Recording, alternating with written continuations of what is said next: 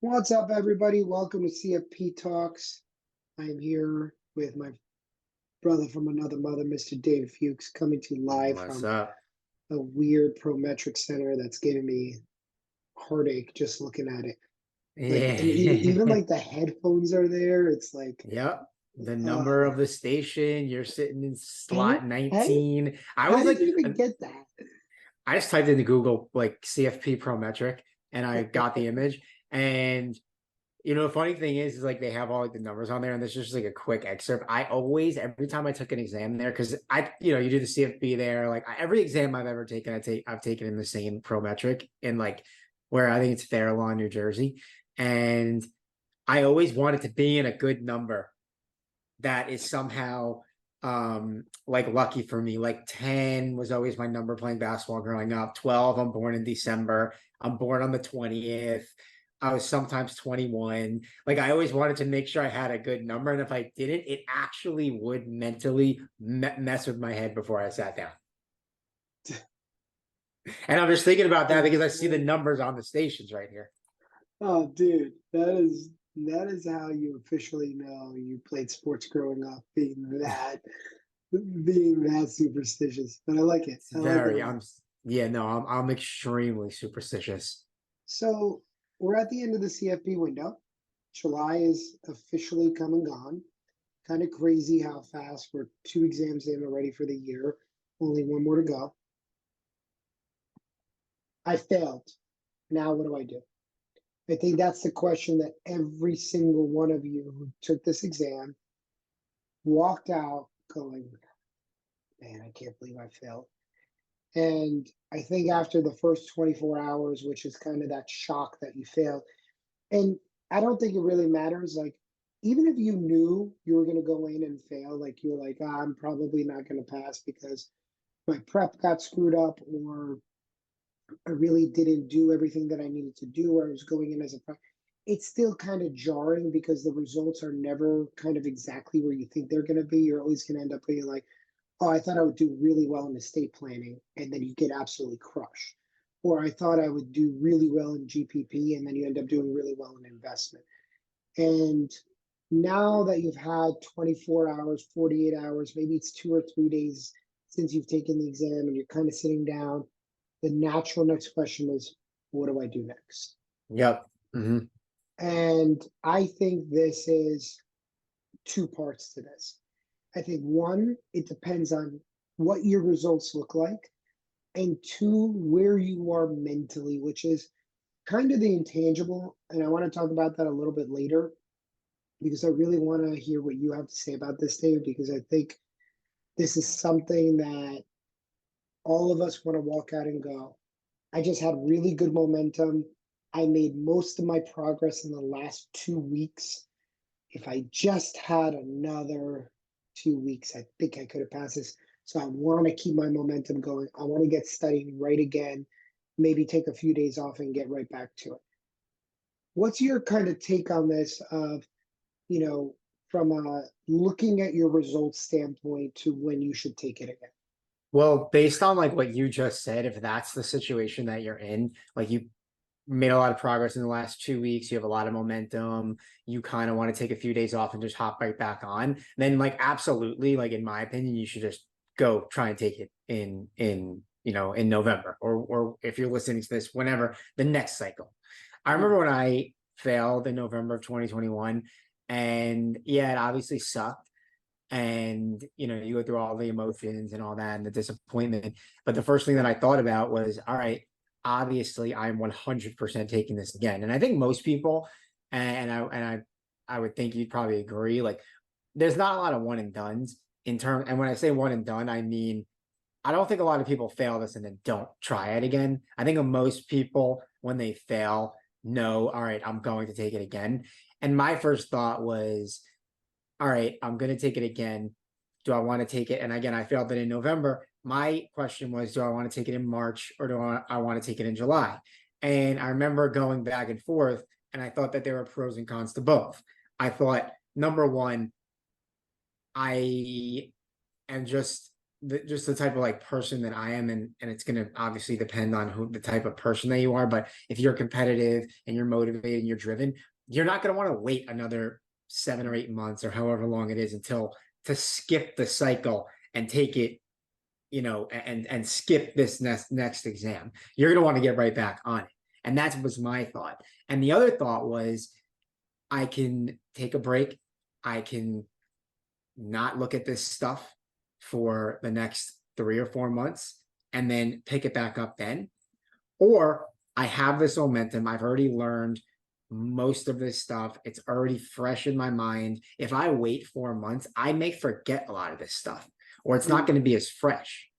So that's what I think it comes down to when you're deciding, are you going to take it? Yeah, yeah, I'm really happy you said that, because I think you hit the nail on the head of how every single candidate thinks. Because, and I think, in the same situation, that's exactly what I would want, because the emotions are running so high after it that you're not really making the decision with your brain, you're making that decision with your emotions. And I think there's really shades of gray to this, right? And I think you can start here. If you failed, if you got a red light on more than two sections, I think you should wait. Personally, I think if it's under two sections, you're probably good to go for the next exam cycle. However, I would say caveated with this, which is this mental part of it. If you're a competitive person, and this is kind of where that competitive nature is a good thing, but could also be a bad thing. If you're a competitive person, you're going to take it personally that you failed the test. Oh yeah, 100. And I know it's weird to say that, Right. but you do. I did, definitely.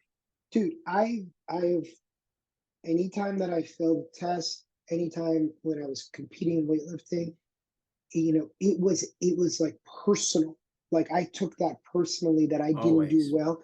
And now it was like, now I had to go and prove, not to the people around me per se, but I had to prove to myself that I wasn't an idiot. I had to prove to myself that this is something that I could do. I had to prove to myself that this is something, and that is not the standpoint that you want to be making a decision from. I think the real way that you do this is, you know, you got to let the exam pass. This has got to, you can't make the decision within a week or 10 days. You got to let it kind of settle out for a week or 10 days, because your initial thing is, when I failed level 3 for the first time, and I truly had no business. I didn't study enough. My prep was all over the place. There was personal things that happened in that time period that made it extremely difficult. And I shouldn't have taken the test. Period. Second I got it, that week was like I went through the 7 stages of grief.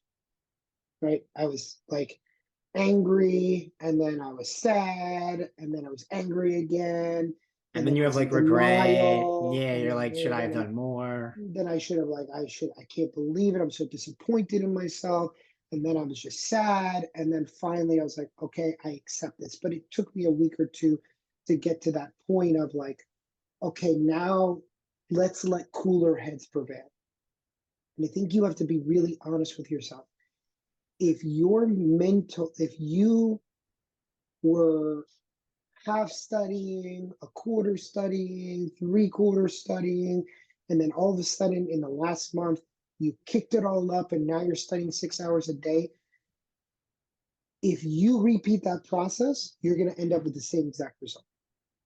So I think you have to be really, really, really honest with yourself as, are you committed to going back and relearning the fundamentals and putting the time and effort? And that's not fun time. That's like boring, doing the fundamentals. It's like, when you look at great athletes and they say, you had a huge improvement from one season to the next. What was the difference? And they're like, I spent a lot of time in the gym doing a lot of boring stuff Mhm. that all of us know we should be doing, but then none of us actually do.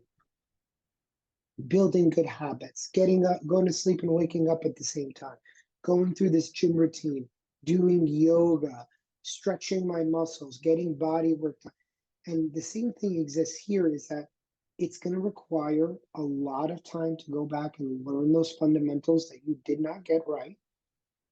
And if you don't have the time and the mental like the mental wherewithal to do that, then delay it 6 months and go and take it in Yeah. March. Yeah, for sure. And again, I think that like you said, there are pros and cons to both. If you need a breather and a break, and some people do, some people are like, you know what, I want to like clear my head and give myself a little bit of a refresher, and I'll pick it back up again in whatever 3 months or 4 months, and I'll figure it out, and I'll take it and I'll skip the exam cycle. But if you, like you said, if you're like 1 or 2 sections off, and that then you're pretty close. You're Right. like right there. But David, it doesn't give you the right to take it right away, because think about it this way. What month are we in? July. Who the heck wants to study in the best month of summer? 100%. No doubt. You Of know what I course. mean? And that's why there's like so much that goes into the decision. That's right. It's not just like, oh, if you did this, take it then. If you did that, take it in March. Like a lot goes into it. It's gonna be, honestly, to not to sound cliche, but it's going to be a case by case basis. There's no Yeah. cookie cutter answer. But I feel like if you failed it by 1 or 2 sections and you're motivated to take it again, like you're right there. Why would you want to wait 3 months? Because chances are, like, yes, so there's however many modules, 7 or 8 modules, you pass 5 or 6 of them, you know all that. But if you take off like 3 months or 4 months and don't study, then no matter how smart you are, no matter how good you are at retaining it, I just feel like you're probably gonna forget a lot of that and lose a lot of the momentum. But So but that's not necessarily a bad thing, because if you were close, it depends on how you were close. Do you know what I mean? Because, like, here's the thing that happens, and you've heard this story, and is I went in, I took it the first time, I got 2 green lights. I went in the second time, I got four, or excuse me, 2 red lights, and then I went in the second time, and then I got 3 or 4 red lights. How the heck did this happen? Because you're not 2 sections away per se, because you still have to perform on those other sections again. 100%, no doubt, And if you start absolutely. on, you're starting going, well, I pass it. It's no. You still got to get to that 75% mark regardless. Absolutely, And there's no guarantee that that happens again. And here's the thing, definitely. you pull good sections and you get lucky on the first time around. And This is why, you think you're good, right? Well, yeah, and that, and yeah. Let me caveat. Let me caveat with that. If you pass 5 and you fail the others 2 or 3, whatever, I don't know if they count behavioral as an eighth module. Okay, so there's eight it is. modules now. Yeah. Okay, so there's 8 modules and you pass 6 and you fail 2. I'm going to caveat this with the second time you take it. That doesn't mean you're definitely going to pass those 6 again. Like, you still have to, and we always talk about this when we talk about the mock exams. Review the ones you got wrong, but also review the ones that you got right. So when you go to take it that second time, it's not like, oh, I'm going to study and just study those 2 or 3 sections that I got a red light on. Like, you still need to keep up the knowledge that you have for the 6 that you did pass, or the 5 or 6 that you did pass. Yeah. So And that's a mistake that everybody makes. So they're like, oh, I have the exactly. momentum. But the thing is that you can't go back and start back at the mock exams and the practice questions. You actually got to go back and start from scratch. And that's where everybody makes the mistake. So if you're not willing to do that and do that in a shortened time frame, then you should delay. Yeah, no, So for sure. that's kind of the takeaway here, is that do not make, most importantly, do not make an emotional decision. Do not do it because your competitive edge comes in. Go back and actually understand why you didn't pass the exam. And then from there, then you can make a decision. And if you don't know why you didn't pass it, literally watch the video. Why did you fail the exam that David Yeah, and I that's coming out in discussed, a few weeks. That's coming, right? or a few days, I should say. Go through that and say, okay, now I got to go back and reassess, why did I actually fail this? Because if there's something deeper going on and you maybe just got by, you get away with that one time, you don't get away with it twice. Definitely. So I would urge you to kind of really do a deep dive on that, and do not make the decision based on feeling wounded, feeling upset. Look, we all, myself included, we've all been there where you're like, screw this test. I'm gonna get this done. I'll show this examiner's boss. And we all want to, to never be beaten by an exam. However, that doesn't give you the right to make an emotional decision. You got to make this as a rational decision, and you have to be honest with yourself. And watch that other video, because when we're going to go through why you failed, you have to understand the reasons why, because you're likely to repeat the same mistakes if you do it emotionally. That's what we want to avoid. Final takes, David. That was mine. That's it. That's it. That's it. That's it. All right, everybody. As always, feel free to reach out to David or myself on LinkedIn, email, whatever is easiest with any questions, comments, or concerns. Take it easy.